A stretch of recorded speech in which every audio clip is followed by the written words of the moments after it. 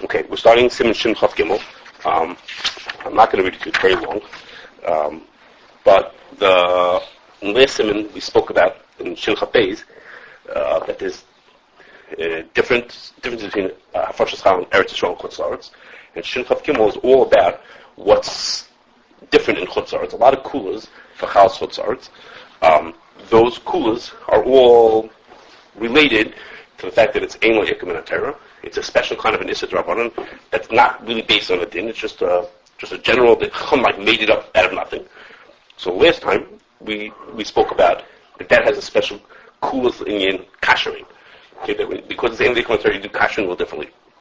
In Mr. Shem, we're going to talk later, Shin Chaf Ches, about has kulas about who you could trust to be Hafrashah. Who you could trust to be Hafrashah. Okay? But in our din, the Shulchan says something specific about the fact that it's Ein L'Ikum in a Torah, which is a special kula, you probably heard of this, which is you could be Oichel v'hoilech v'achach mafresh. That a person on Chal Chutz La'aretz is allowed to eat the food and only do the hafrasha later on. Usually you think, let's say you want to eat something that's chayiv in truma, so you have to be mafresh truma before you eat it. But over here, the din is that you're allowed to eat the bread first and be mafresh afterwards. Okay, why would you do that? So the typical case why somebody would dream of doing that is when it happens on Shabbos. Okay, so it's broad. The din is you're now allowed to be mafresh chal on Shabbos, and mafresh shumas and ma'asos and chal on Shabbos. So when a person comes, they realize on Shabbos morning that they were never mafresh chal on the bread that they made. Okay, so what are they supposed to do? So really, if this was Eretz Yisrael, they say, let them eat cake. I mean, they're not going to have chal on the Shabbos because you can't eat it. But in Chutz La'aretz it's not the din. You eat the chal. You eat. Okay, wrong choice of words. You eat the bread, and then you leave a piece over, and then you make the hafrasha after Shabbos. Okay? Next time we're going to talk about the rules of this. We're going to plot them into how you make the hafrasha after Shabbos. Okay? That's not for today. But what's important for today is that there's this kula, because it's a mitzvah d'Rabbanan she'ein l'Ikum in a Torah. You're allowed to eat the bread and be mafresh and count on being mafresh later on. You don't have to be mafresh before. Yeah, for matzah Pesach. It's a Yet Matzah and Pesach. Yes, that's an example we're going to maybe talk about how it's a Yet Matzah. What? Like Erev Shabbos or something like that. Right. Yes, it has to do with Shiloh later, yes, because we're going to talk later. There's Shiloh, what happens when Erev Pesach is on Shabbos and you're not going to be able to eat later on, or when it's you bake matzah on Pesach. We're going to talk, if we have time, we're going to get to those. Okay. So a number of Rishonim, the Rash, the Balamor, and even the Torah says it right in this sim, say that the fact that you're allowed to eat it before you mafresh tells you that this food is obviously not Tevel. Okay, the rule is for regular food is that it's Tevel. If you have to be mafresh chumas, or you go Tevel Chal Chutz La'aretz, you're not allowed to eat it before, and there's an issa called Tevel to eat that food. The fact that you're allowed to eat it before you mafresh tells us that there's no din of Tevel on Chal Chutz La'aretz, or else why else would you be allowed to eat it? So there's no issa to eat Tevel, and the only reason why you have to be mafresh is because Shot Tishtaka Teres Challah. Chazal wanted us to remember that such a mitzvah Hafrashas Challah. So he said, be mafresh Challah. But it's not something that makes a difference to the food. Like, for example, let's say you shecht an animal and you don't do kisi adam. Okay? It doesn't make the animal treif. Okay? What happens if you're not mafresh meiser behema? Okay? The behemoths are not usher until you mafresh meiser behema. Nothing, there's a mitzvah. You have to do a mitzvah with this food. When you shecht an animal, you have to kisi adam. Okay? It doesn't make the meat kosher or treif. It's just something that has to be done to the meat. So Chacham, when they made this rule of Chal and Chutz La'aretz, they said, we want you to remember there's a mitzvah of Challah. They didn't say it makes the food treif if you don't do it. It's not like Tevel, regular Tevel. It's a mitzvah, you have to do it. So according to the Rash says it, he says, you see from this din. The Gemara says you could eat it before you mafresh Challah. If you can eat it, it must not be Tevel. You're not allowed to eat Tevel. So it must be that there's no issue of Tevel, and you're allowed to, you could do the hafrasha, so you can eat it and then not be mafresh and be mafresh later on. Okay. So two nafkaminas to this din are, well, one of them is more practical than the other one. It's like this.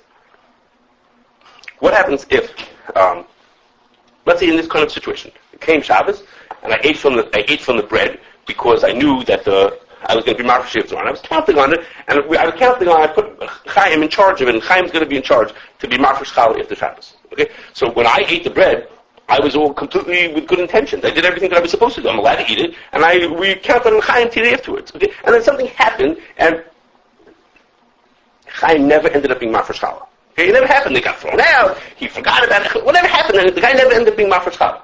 So Did I do anything wrong? So, if you say it's not Tevel, I didn't do anything wrong. I didn't do anything wrong. I did what I was supposed to. I'm allowed to eat it. Of course, I have to make sure that someone's Mafresh Challah, and I did. I assigned someone to be Mafresh Challah, and then something happened, and then the guy wasn't Mafresh Challah. But I didn't do anything wrong, because I didn't do anything wrong. I was allowed to eat it beforehand. I'm supposed to tell someone to be Mafresh, and it didn't work out, so I was, okay. What about another? Now that's just a shiloh in, copy Shmaya. They can get me for not being Mafresh Challah.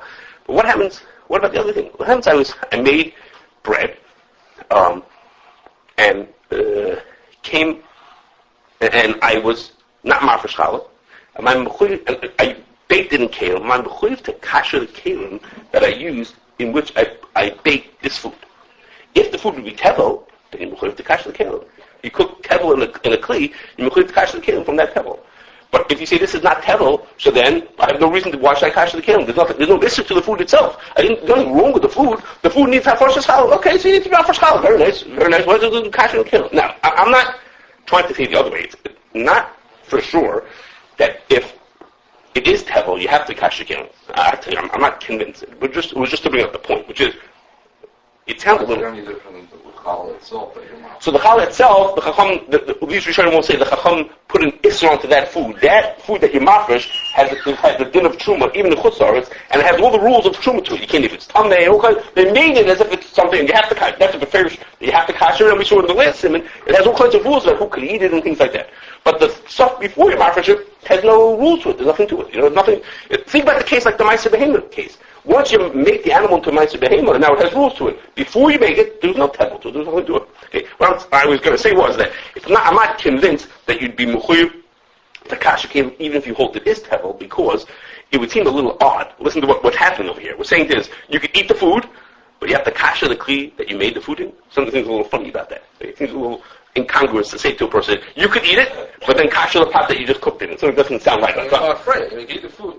It's like something tevel. The Chacham said you can be making it something. If you mafresh later, then I'm afraid you didn't do anything wrong. Okay. So the same thing with the bleeds, you know what I'm saying? But I'm allowed to eat it. I'm eating the food. But if I want to go cook put up a pot of coffee afterwards, I can't do that because I just ate it. I just ate the food for now. You still have stuff left. You could do it. Just like eating no. the bleeds. Right. But you're saying I just eat from the food and now I want to cook up something in that pot. I said no, you can't cook on the pot because the pot is straight. Right. There's no difference between the food and the bleeds. Right. That. If you can eat the food, then you could cook something in the pot without kashering because you'll be mafresh later. Okay. And then I'm afraid we'll say this wasn't tevel. Okay, so you say, okay, so maybe you could say, like, we would get to that in a second. Maybe that's right. There'll be two other nafkaminas I'm not going to talk to you about. One for Shin Chav Hey, about another very unexpected nafkamina. Really unexpected. Okay, fine. A preview. That'll make you want to come back next time, isn't it? Shin Chav Hey. PR 101. Yeah, it'll make you want to come back when we get to that soon. Okay, so now, this din that I just told you, so far I told you some Rishonim hold that there's no issue of tevel on it. Okay, and it works well with our din, which is you could be eating it before you mafresh. Okay, how can you eat it before you mafresh? It must not be tevel. But there's another din that I already told you that you should be asking me. You should ask me a question. There's an obvious question. If the dough or the bread is not tevel before you mafresh challah, then why can't you be mafresh challah on Shabbos? Or mafresh challah on Yom Tov? The reason why you're not allowed to be mafresh shumas and ma'asos on Shabbos and Yom Tov is because of tikkun mana. You're fixing something. You had a apple. You used to not be able to eat it. By being mafresh shuma, now you can eat it. So with the rabbanon, that's considered tikkun mana. So why isn't it tikkun mana to why is it tikkun mana to be when I'm mafresh challah? I'm not doing anything. I'm not being misakin anything. All I'm doing is I'm doing a mitzvah. Well, the mitzvah doesn't do with the bread. The bread that I ate was mutter beforehand. I wasn't misakin anything. It's ke'ein tikkun mana. Okay. Anybody else want to venture a guess? I agree with You okay, so I don't know if you should be proud or not proud that you agree that you came up with that answer, because the Chazon says that question that I just answered is the Gemara's question. Okay, that question that I asked you is the Gemara's question. Okay, the Gemara asks like this. The Gemara says like this. This is a very if you didn't read Rashi or listen to the Chazon, you wouldn't know what this Gemara is talking about. The Gemara says, "Avu de Shmuel Amar, Afil Gilgal Isam Erev Yontif, Ein Marv Shemen Chalos B'Yontif." Shmuel's father said, that's Tessim Bey. Shmuel's father said, you can't be mafresh challah on Yom Tov. Okay, the Gilgal before is not important to us. He said, you can't be mafresh challah on Yom Tov. He's talking about the chutzarts. You can't be mafresh challah on Yom Tov. Frank the Gemara, lema pliga de Shmuel adavua. Let's say that Shmuel argues on his father. Okay, Shmuel's father said you can't be mafresh challah. Why do we think that Shmuel argues on his father? Because Shmuel says, Shmuel said you could eat first and then you could be mafresh it. And that's not like his father who said you can't be mafresh challah on Yom Tov. What's the connection? What are they talking about? What's the stira? Shmuel's father said you could not be mafresh challah on Yom Tov. And Shmuel said you could eat something before you mafresh challah on it. What's the connection between those two things? So Rashi says the Gemara thing is like this: if you could eat it before you mafresh, obviously it's not tevel. So that means when I am mafresh, I'm not being misakin anything. So why would Shmuel's father say that you can't be mafresh challah on Shabbos? Of course you can be mafresh challah. You're not being misakin anything. Why can't it be that the Chacham said you're not allowed to eat it, but it's not awesome? Chacham said you're like the 2 days in Bishalakum. Is Bishalakum make the cake tray? Right. You're not allowed to eat it. Right. The parents says that I think that I'm not allowed to do it, and I think that become any certain bechefta. Okay. So it's very, very possible that the Chacham said you can't eat it. You can eat it, no, but I'm allowed to eat this. I'm allowed to eat it. Allowed to eat it? I'm allowed to eat it. No, I have to do the mitzvah, but it doesn't become a chefta mitzvah. Right. So now, when I want to be mafresh on Shabbos, am I fixing the food? Sure. Well, how am I fixing the food? Right now, I'm not allowed to eat it. But Shmuel said you're allowed to eat it. The guy, he's allowed, if I'm allowed to eat, so what am I being misakin when I do that? So that's the Gemara's kasha. Okay, so actually, the kasha that I asked you is the Gemara's kasha. But the Gemara's answer, that's why I say I'm not sure if you should be proud, because the Gemara's answer is, according to the Chazanish learns, it's not so clear. Probably Rashi says the same thing. The Gemara's answer is, you're right. It's not tikkun mana. But once the Chacham said you can't be marvash all kinds of trumas and meisos on Shabbos, they threw in this one also, and they said just like all the other ones, you can't do this one also. But be'etzem, you're not being masakin anything when you're marvash trumas and meisos. Okay, so actually, according to this reading, the Chazanish has another way you could read the Gemara. But according to this reading, the Gemara actually is a riot to these Rishonim. The Gemara that says that being marvash truma is not a tikkun on the thing is a riot to these Rishonim. Would be right. Okay. He said that hafrasha on Shabbos, if you're eating it, so you have to leave over part of the dough to be mafresh from it. Right? Yeah. You can't eat the whole thing that's ready. Yes, you I'm listening. have to be mafresh from it. So maybe you only misakin that last piece. I'm misakin. You have to be mafresh from the leftover challah. You can't just leave off a slice and say this is challah. You have to be mafresh from the challah. So maybe you only misakin that last. So when does that tikkun? That tikkun happens after Shabbos. You're making it worse. That when I'm being misakin is going to be after Shabbos. I'm going to be the hafrasha. So the Gemara is kashrus. So why can't I do hafrasha on Shabbos? Why can't I? So when I do the okay, I don't think this. When I do if I would do real hafrasha on Shabbos, then I'm being misakin. But if I eat it afterwards, no. But why am I? The Gemara's question is, if I'm allowed to eat it, means there's no tevel to this thing. If it was tevel, I wouldn't be allowed to eat it. Right. So then when I do tikkun later on, I'm not being misakin anything. There's nothing being fixed. Everything's always good until now. Okay. Okay, let's go on. So these Rishonim, I told you Rash and Abalamor, who said like this, that there's no Issa Tevel. But other Rishonim, the Rosh and the Rajba, say yes, there is a mitzvah Tevel. The Rajba is talking about the Rosh is talking about a person who has made a batter of dough with less than a shir challah. Okay, he did it because it had to do with a Shabbos Yom Tov kind of a case where you won't be able to do hafrasha. So he specifically made a batter that was less than the shir challah. He made a small batter, bedavka. Let's say the shear is 5 pounds. Okay, that's not good. Let's say the shear is 2 pounds, 2.5 pounds. He made a batch that was a pound. So bedavka, so he wouldn't have a chiyuv of challah. So the Rosh says you should be careful. This is one of the Taz. The Rosh says you should be careful that on Shabbos don't get that batter next to another batter that you also make that was less than a shear, because if you do, it's going to become chayav and challah. But there's such a thing as being mitzaref things later on and become chayav. It's become chayav and challah, and then you won't even realize that happened. You have these two things, they get next to each other, they'll become chayav and challah, and then you end up eating tevel. You won't realize that you're associated with marvash, and you end up eating tevel. Okay, so that's totally not like the other Rishonim said. There's no issue of tevel. You won't. He could have said you'll miss the mitzvah of Hafrashas challah. Okay, that's not what he means. Okay, so some people say like him, like his face, that no, they say that's not what he meant. Really, he meant is you'll miss out on the mitzvah, but that's not what he says. Okay, he says you won't be mafresh. You won't do that. So how are these Rishonim going to understand our thing that you can eat before you mafresh? Okay, if they say. And we'll see more people in a second who say this, that there is an Isser Tevel on it. How are they going to understand why you like to eat it before? If we said that there's an Isser Tevel, so what, if it is Tevel, like everything else has Tevel, how come you're allowed to eat before you mafresh? You're not allowed to eat things before you mafresh Truma, because it's Tevel. Okay, so the Dr. Moshe says, Taz brings it also. Taz is a little stronger. Says that it works like what Yossi was being ramzed beforehand, which is it works l'mafreya. Usually you have to be mafresh something correctly, but over here, since it's an issa d'Rabbanan, we say it's a ka'ena yesh breira, and it turns out that when I am mafresh challah after Shabbos, let's say in that case I'm mafresh challah after Shabbos, it turns out that the piece that I was mafresh was always the challah. We say yesh breira b'drabanan, so the thing that I was mafresh, this piece was always challah yesterday, so it turned out that I didn't eat before I was mafresh challah, I turned out I ate after I was mafresh challah. I was mafresh challah yesterday. You didn't find out until tomorrow what I was doing mafresh, but it turns out that what I ate was not the challah. Okay? So it's along the lines of, there's a machlokes rishonim in Yevamos, the machlokes rishonim, whether the Isser of Tevel in general, not in Chalah's chutzar, in general the Isser of Tevel, is that an Isser because there's truma mixed into the food? So don't eat a food with a little truma mixed in until you pull out the truma, then you can eat the rest of it. That's what Rashi says.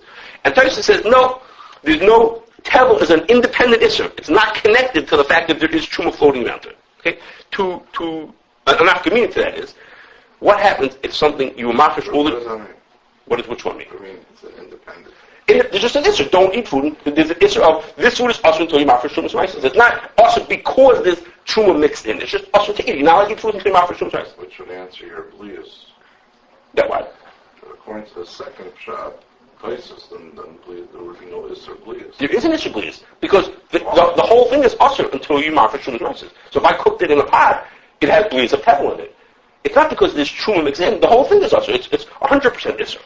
According to Rashi, it's like a taruvus of Isser. There's a little Isser floating around, and we don't know which one it is, so don't eat anything, because there's still Isser floating. According to Rashi, so you're saying what? According to Rashi, there's more of a heter on the blias. Potentially. Okay, now, but Tosfos says the nafkamin is what happens if a person has, he did all the trumas of Maisus except for Meiser Ani. The only thing he wasn't mafresh was Meiser Ani. So it's still Tevel. The din is it's still Tevel. But there's no Misi B'dei Shemayim for eating Meiser Ani. Everyone's allowed to eat Meiser Ani. So, if a person would eat Tevel that didn't have Hafrashah of Meiser Ani yet, so according to Rashi, there's no Misi B'dei Shemayim for eating that. Because the thing that's left, whatever's left in there, I'm not allowed to eat it, because it has the Meiser Ani, but it's not Misi B'dei Shemayim. I didn't nothing so terrible about eating Meiser Ani. And according to Tosfos, that the reason why it's just an independent is an Isser of eating Tevel. The punishment for eating Tevel is Misi B'dei Shemayim. Doesn't make difference which Isser is floating around in there. There's an Isser of Misi B'dei Shemayim for whatever you eat. Okay? So, the way we're saying over here is more along the lines of Rashi. Okay? When we say that the person could be mafresh l'mafreya, means it's not Tevel because later on we're going to find out which piece of truma which piece of challah was in here that I was mafresh later on. And then, there's nothing wrong with eating the rest of it. According to the Rashi way of looking at it, the whole issue of ever eating tevel is because there's some truma floating around in it. So if we know which is the truma, we'll find out later that we knew which one was the truma, then there's no problem to eat the rest of it. Okay, so this way of looking is like a Rashi kind of way of looking at it. Okay, so there's a machlokes. Machlokes rishonim whether it is or it's not tevel. Okay, and so far you take, it's a machlokes rishonim. And the Beis Meir wants to say that it is not tevel. Okay, but I'm going to give you all the same, the Ramah and the Shach and the Magen Avraham and the Taz, and all the very question that you've heard of, all say that it is Tevel. Okay, now the Beis Meir wants to read all of them to be meaning, even though he keep calling it Tevel, he wants to read all of them and say, no, what they meant is, you missed out on doing the mitzvah of Hafrashah, okay? But that's not what most people think. And they say, no, what's going on is that the Isser is, there is a regular Isser Tevel, which is what most people would think if you ask them just off the bat, is there an Isser Tevel? Is it Tevel before you eat it? They say, yeah, Chal also is Tevel. Okay? So one is a Ramah right in our din. Okay? What is a Ramah in our din? The Ramah says, what happens if a person with mafresh challah? Now, I didn't tell you, but most of the siman is about the details of what happens if a person is mafresh challah, and then the challah, the piece that he pulled out, gets mixed into other foods. Okay, which happens. I'm mafresh challah, and then by mistake, it fell right back into the batter or something like that.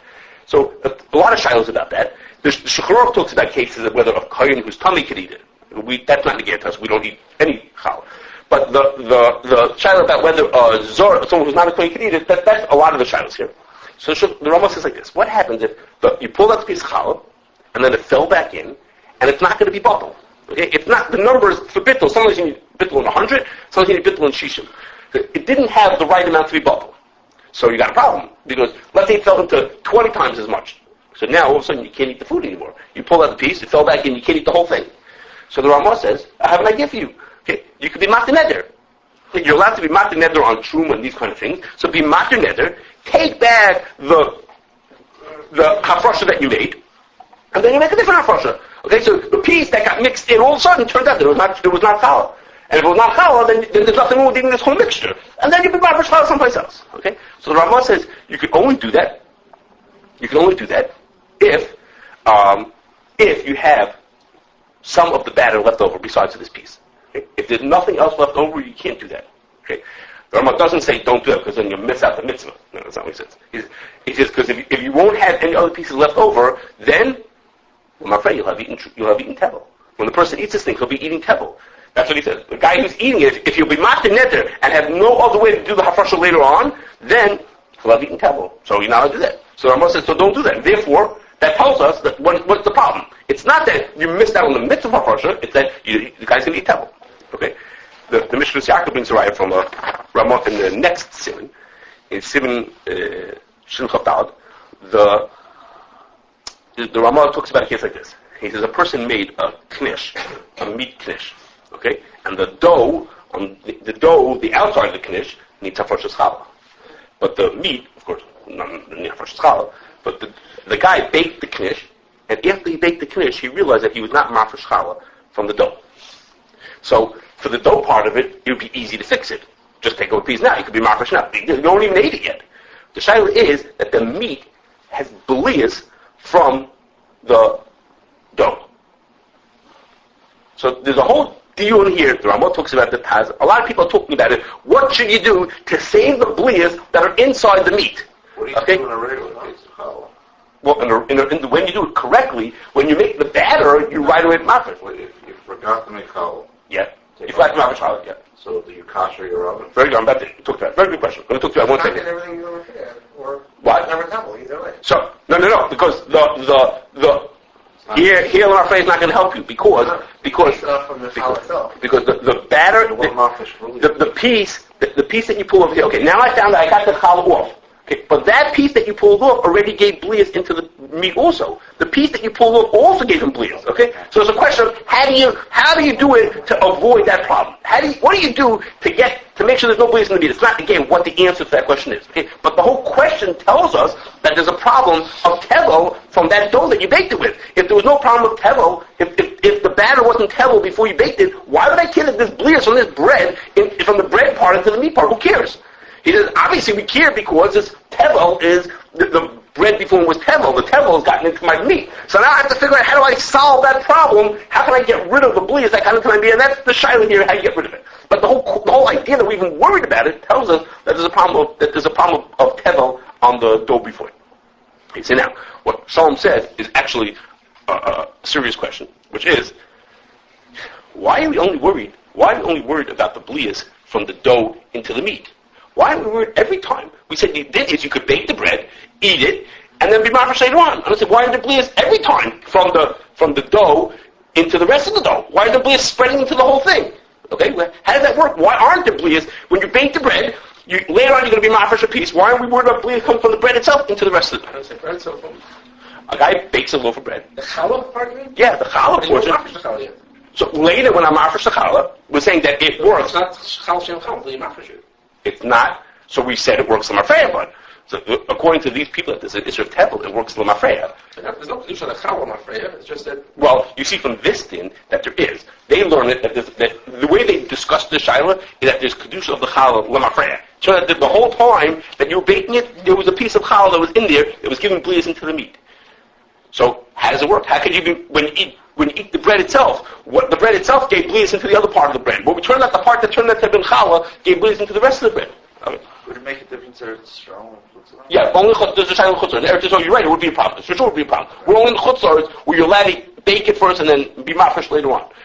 So that. Wait, buckle isn't really how really So the Dr. Moshe brings in our simon. There was a Rishon who held. I forgot who he brings. A Rishon who held that what you should do is when you do the hafrasha later on, when you're mafresh, make sure you do a very tiny piece. make sure you take a very small piece, so small that it'll be bottled b'meya into the bread that you have beforehand. Because this way, the blia that came from the piece that turned out to have b'mafreya bin challah, that blia will be bottled b'meya. Okay, that's what someone held. That's what you're supposed to do that. Okay, the Taz passes like that you're supposed to do that. Make your hafrasha a very small piece. When you do the hafrasha later on, make sure it's very tiny. Okay? You do hafrasha to do the klipa, the tevel. In the It's stuff right next to it. because the stuff nearby has a closer blade. Okay, you're too smart. Okay, so the documentary brings someone holds like that. The Taz says the like that. The Taz says the Rama says, I'm sorry, the documentary says, he says, really? He says, anybody ever hear that before? The Gemara doesn't say that. The Gemara just says, eat it and be mafresh later on. The Gemara doesn't say, make sure you take off a very tiny piece. Where's everybody saying you just do that? So the documentary says, nah, it can't be. It's not true.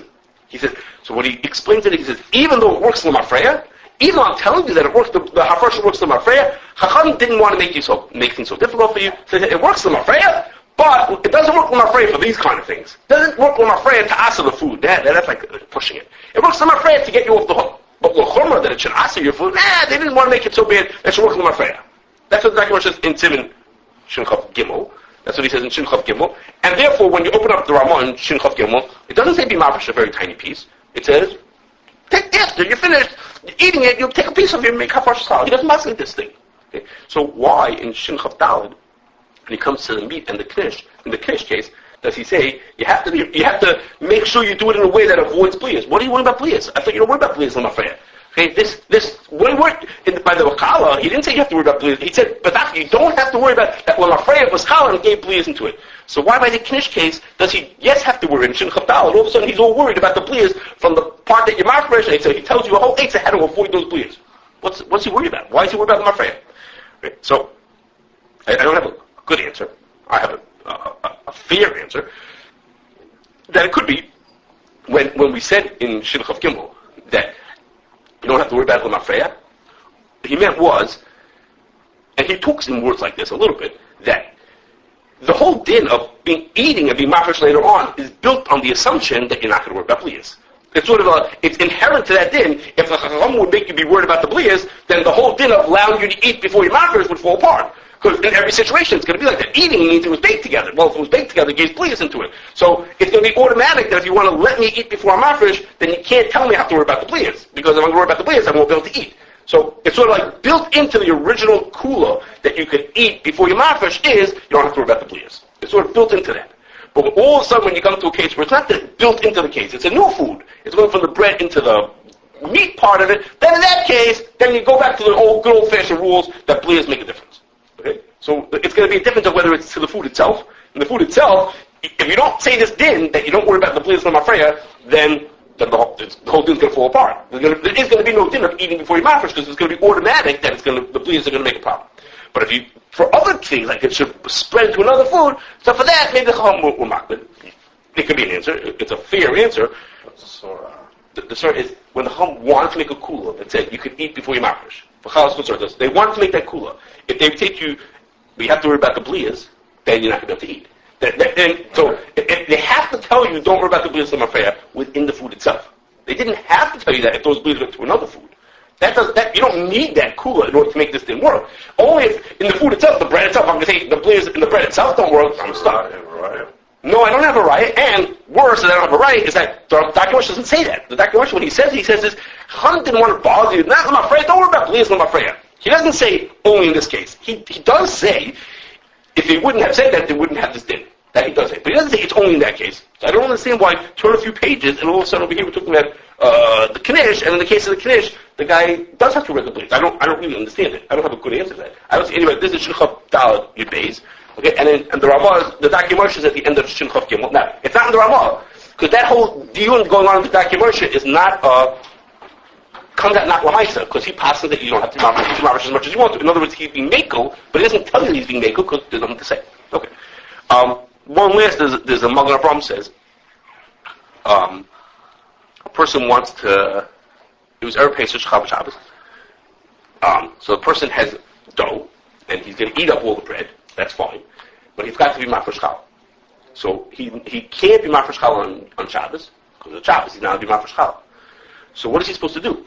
So on a regular Shabbos, you'd say leave over some of the bread, and you'd be mafresh after Shabbos. Okay. Well, what's going to happen with this stuff? If I do this at 8 o'clock in the morning, I eat the stuff, I know that come 11 o'clock, I'm going to have to burn it. So I know that I'm never going to be mafresh challah. Okay, so the Magen Avraham says, so you have a problem, and you're going to end up eating tevel. Okay, that's what he says. Again, like these poskim, that it's going to be an issue of eating tevel. He says, because what Ma'ase is, you're going to set aside a piece, and you know good and well that you're not going to be mafresh challah. Now, in this case, it's a little worse. The way he described it so far is a little worse because you know that you're going to eat this stuff. You know you're not going to do the mitzvah for Hafrashas challah. Because you know that I'm going to put it aside, I'm pretending I'm going to burn it after Shabbos, but I know that come an hour from now, it's going to come this man, I'm going to have to burn it. So I know I'm not going to be mafresh challah. But the Magen Avraham says in another case also. He says, maybe what you should do is put aside this piece of dough and give it to a guy. And tell the guy, it's yours. After Pesach, give it back to me. And after Pesach, when he gives it back to me, then I'll be mafresh challah. So I know that I'll be able to be mafresh challah because I'll give it to the guy now. Before this man, I'm allowed to give it to the guy. I say, guy, here, take this piece. After Pesach, the guy gives me back the piece. When he gives me the piece back after Pesach, then I'll be mafresh challah and I'll be good. So that case you would think would be okay. But Magen Avraham says, no, he doesn't like that case either. He says, because who said the guy's going to give it back to you? He says, maybe you'll eat it. Maybe you'll throw it out. Whatever's going to happen to it. So even in that case where you might be successful, the Magen Avraham also was not happy. Also concerned about a tevel. So just if I could summarize in one sentence, we have this machlokes Shulchan whether there is an issa tevel, there's not an issa tevel on chalas chutzarts. There are those who make who said there's no issa tevel at all, but lots and lots of people. It seems to me like the consensus is that there is an issa tevel. So in that regard, just like Eretz Yisrael.